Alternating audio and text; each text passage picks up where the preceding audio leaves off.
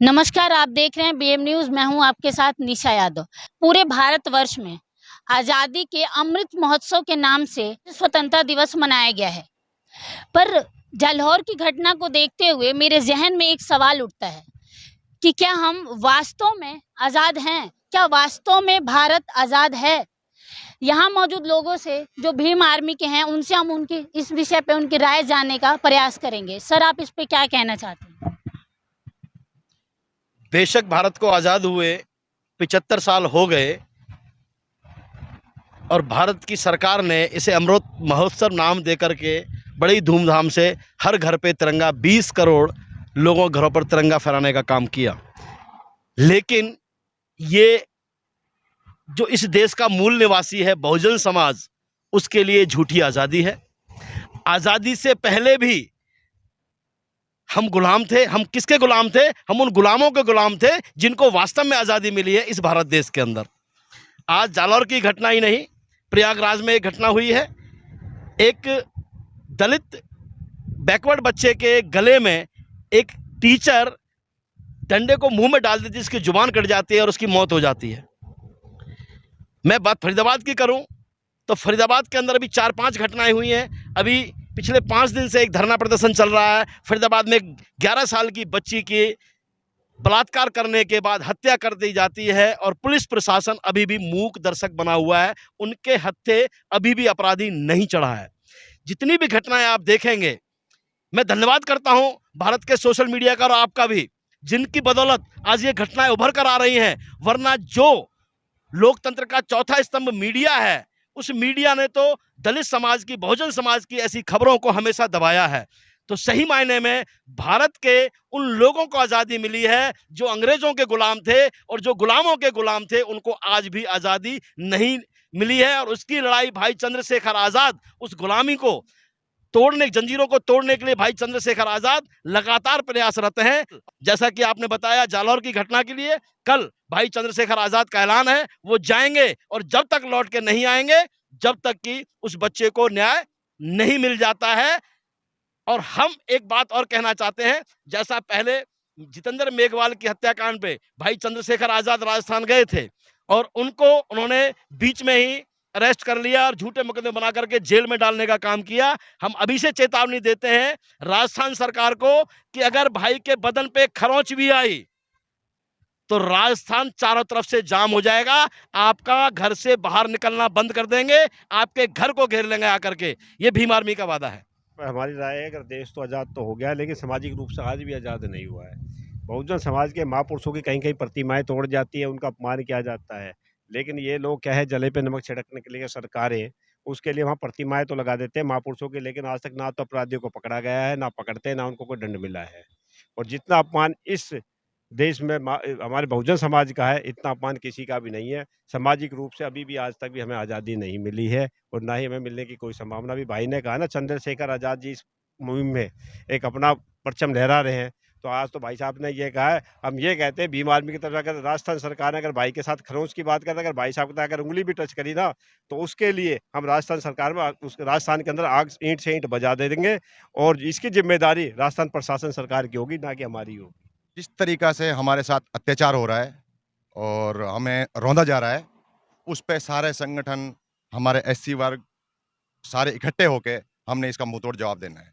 ब्राह्मणवाद को उखाड़ के फेंकना है और जो हमें इस तरह से टॉर्चर कर रहे हैं, हमारे साथ अत्याचार कर रहे हैं, हम उनके खिलाफ हैं, लड़ेंगे और कुछ भी कर सकते हैं। इसकी आज़ादी को 75 साल हो गए, इसमें कोई दो राय नहीं है। और लोगों ने जिस तरीके से, जो पूंजीवादी जो लोग हैं, उन्होंने आज़ादी मनाई भी है। लेकिन समझने की बात यह है, क्या इस देश के अंदर जो बिल्कुल असहाय जो लोग हैं, जिनके पास शिक्षा की पूरी व्यवस्था नहीं है, जिनके पास रोजगारों की पूरी व्यवस्था नहीं है, जिन्होंने आज तक आज़ादी का मतलब का पूरा ज्ञान नहीं है, तो ऐसा नहीं लग रहा कि हमको आज़ादी मिली है। हमारे को तो आज़ादी है ही नहीं। और ये जो आज़ादी, चलो कुछ टाइम पहले तक, हम 8 से 8-10 साल तक पहले, चलो हमारी समझ कम हो सकती है, हमारी जानकारियां कम हो सकती हैं, लेकिन अब तो लगातार जैसे जैसे वर्तमान की जो परिस्थितियों को देख रहे हैं, वर्तमान की जो हालात है, हम पहले 75 साल की आज़ादी पे ही एक बार बात कर लें कि भाई जब इस देश के अंदर हम कैसे अपने आप को आज़ाद माने, जहां शिक्षा का बजट घटा दिया जाता हो, तो काहे की आज़ादी है? और उस बजट के अंदर कौन लोग आते हैं? वही लोग आते हैं जो वंचित है, शोषित है, दलित है, पिछड़े हैं। और उनका बजट घटा करके ने मैं आज़ादी की बात करूं, ये बहुत बेहुदगी ही बात लगती है। आज कोई ऐसा एक दिन, एक 12 घंटे या 6 घंटे या 3 घंटे इस देश के अंदर सरकारी आंकड़े हैं कि दलित बहन बेटियों के साथ में हर 15 मिनट का रेशो है रेप का, और उसके साथ साथ ही उनकी हत्याओं का भी यही रेशो आता है। तो ये आज़ादी झूठी है, देश की जनता भूखी है। हम इस सरकार को आपके माध्यम से, बीएम न्यूज के माध्यम से कहना चाहते हैं कि देख लीजिए, आप राजस्थान जालोर के अंदर आप आज़ादी का महोत्सव मना रहे हो, और वहां पे एक मटके से पानी पीने पे जो मीडिया के माध्यम से, जो प्रिंट मीडिया के माध्यम से, इलेक्ट्रॉनिक मीडिया के माध्यम से, सोशल मीडिया के माध्यम से हमने जो जानकारी मिली है कि उस बच्चे की इतनी पिटाई की गई कि उसके कान से खून आया है और पूरी आंख जो ना उसकी बह रही। 25 दिन के बाद में लगभग वो उसकी मृत्यु हो जाती है। 75 साल हुए हैं, लेकिन हम आजाद नहीं हुए हैं। हम किसी एंगल से भी आजाद नहीं हुए हैं, क्योंकि आज जब इतनी छुआछात है, मटके से, शिक्षा से, हर चीज से हम वंचित हैं, तो हमारे लिए आजादी झूठी है। तो सर, आपके हिसाब से भारत असल मायने में कब आज़ाद होगा और कैसी आज़ादी की आप उम्मीद रखते हैं? जी नहीं, बहुत अच्छा क्वेश्चन है आपका, कब आजाद होगा।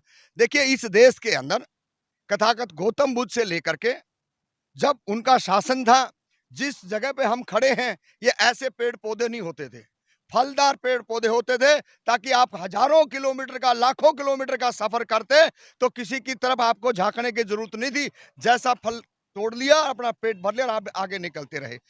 जब तक इस देश के अंदर बहुजनों का राज नहीं आएगा, तब तक इस देश के अंदर ये सत्ता, ये ब्राह्मणवादी सत्ता है। इस ब्राह्मणवादी सत्ता के अंदर हमारे को कोई भरोसा नहीं है कि हमारे अच्छे दिन आएंगे।